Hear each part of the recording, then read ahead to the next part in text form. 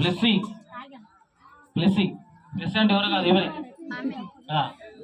బ్లెస్సీ పేరు మేమే పెట్టినాం బ్లెస్సీ అని చెప్పి ఒక విషయం మరి దేవుని కార్యం చూడండి. తల్లిదండ్రులు ఎంతగానో బాధపడ్డారు, అవునా? తల్లిదండ్రులు ఎంతగానో బాధపడ్డరు, కుమిలిపోయారు కదా.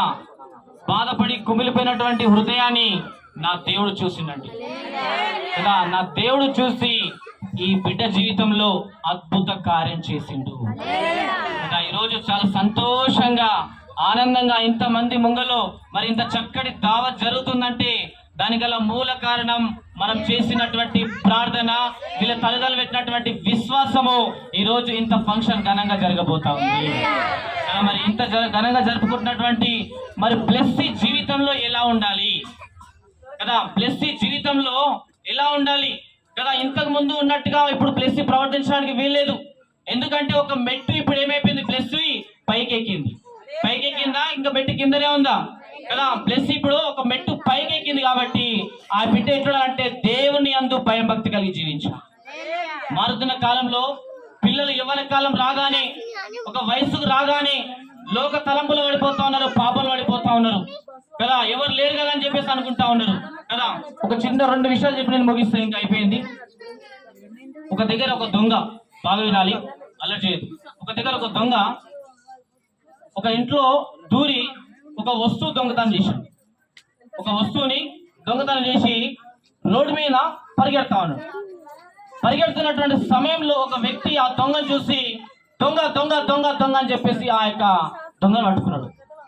కరెక్ట్గా అర్ధరాత్రి 1 అవుతుంది టైం. అర్ధరాత్రి 1 అవుతుంది. దొంగ దొంగ దొంగ అని చెప్పేసి ఆ వ్యక్తి ఏం చేసిండు, ఆ దొంగను పట్టుకునేసరికి ఆ దొంగ అంటున్నారు, రే నా గురించి నీకు తెలియదు రే, నన్ను వదిలేసాయి అని చెప్పేసి అంటే ఏంద్రా దొంగతనం చేసింది కాకుండా మరల ఎక్స్ట్రా మాట్లాడుతున్నా అని చెప్పేసి గట్టిగా పట్టుకున్నాడు. దొంగ దొంగ దొంగ దొంగ అని చెప్పేసి అరుస్తా ఉన్నాడు. ఆ టైంలో పోలీస్ వ్యాన్ నుంచి వెళ్తా ఉంది. వెళ్తూ వెళ్తూ ఆ పోలీసు వాళ్ళకు వీని స్వరం వినిపించింది దొంగ అని చెప్పేసి. రాగానే పోలీసు వాళ్ళు రాగానే దొంగ ఏం చేసాడు తెలుసా, వీని చేతులు ఉన్నటువంటి ఆ వస్తువు తీసి వాంఛత పెట్టేసిండు. వీడు తిరిగి ఆ దొంగ కాని వ్యక్తిని ఈడు పట్టుకొని దొంగ దొంగ దొంగ దొంగ అంటా ఉన్నాడు. పోలీసు వాళ్ళకి అర్థమైతలేదు. సార్ వీడే దొంగ సార్ అని వీడు అంటాడు. సార్ వీడే దొంగ సార్ వీడు అంటాడు.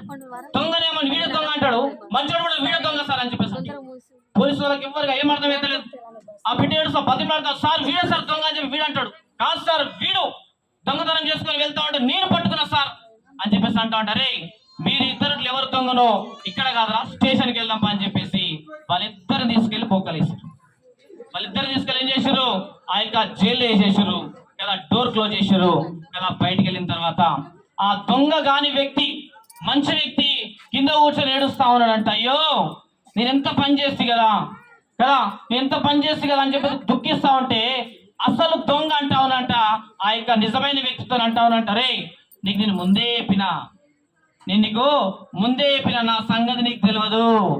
ఇలాంటి జైలు నేను ఎన్నోసార్లు వచ్చినా, ఎన్నోసార్లు పోయినా, నీకు కొత్త, నీకు బయటకు రావడం ఎలానో తెలియదు, నాకు ఎట్లా పోవాలో తెలుసు, ఎట్లా రావాలో తెలుసు, నీకు ముందే చెప్పినారా నేను మంచోడు కాదని చెప్పేసి అన్న కూడా నువ్వు నన్ను పట్టుకున్నావు అని చెప్పేసి అనగానే కదా ఏడుస్తా ఉన్నంట.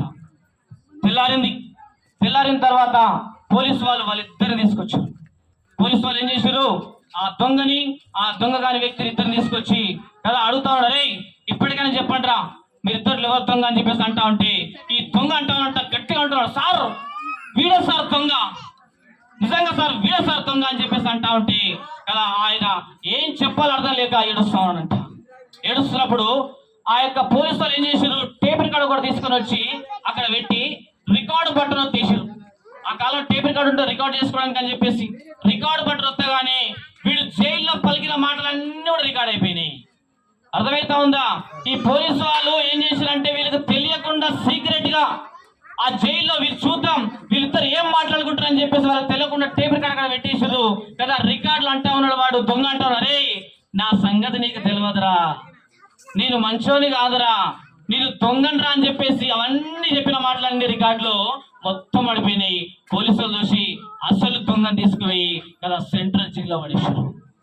ఈ విషయం ఎందుకు చెప్తున్నానంటే ఈ మధ్య కాలంలో ఎవరి పిల్లలు ఏం చేస్తామో తెలుసా, తల్లికి తెలియకుండా పాపం చేస్తా ఉన్నారు, తండ్రికి తెలియకుండా పాపం చేస్తా ఉన్నారు, ఇంట్లో పెద్దవాళ్ళకి తెలియకుండా పాపం చేస్తా ఉన్నారు కదా. వాళ్ళు అనుకుంటా ఉన్నారు నేను చేస్తున్నటువంటి పాపము ఎవరు చూడడం లేదు కదా అని చెప్పేసి అనుకుంటా ఉన్నారు. కానీ నా దేవుడు మొత్తము రికార్డు చేసి పెడతా ఉన్న సంగతి మర్చిపోతా ఉన్నారు కదా.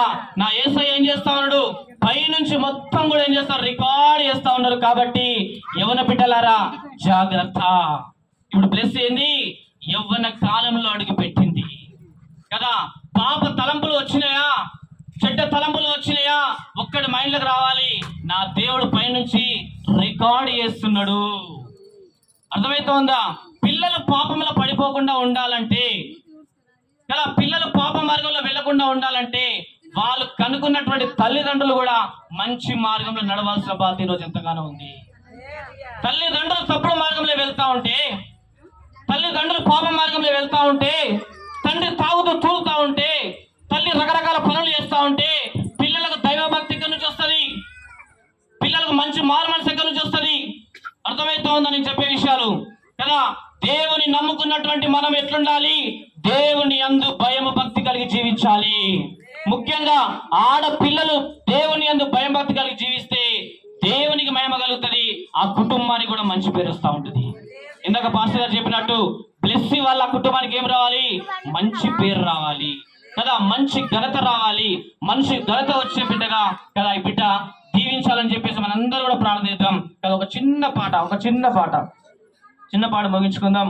ఎందుకంటే దేవుడు మేలు చేశాడు, అవునా కదా. దేవుడు మేలు చేశాడు. ఒక చిన్న పాట పాడి, ఒక పల్లవి ఒక చరణం పాడి మనం ముగించుకుందాం. అయిపోయింది.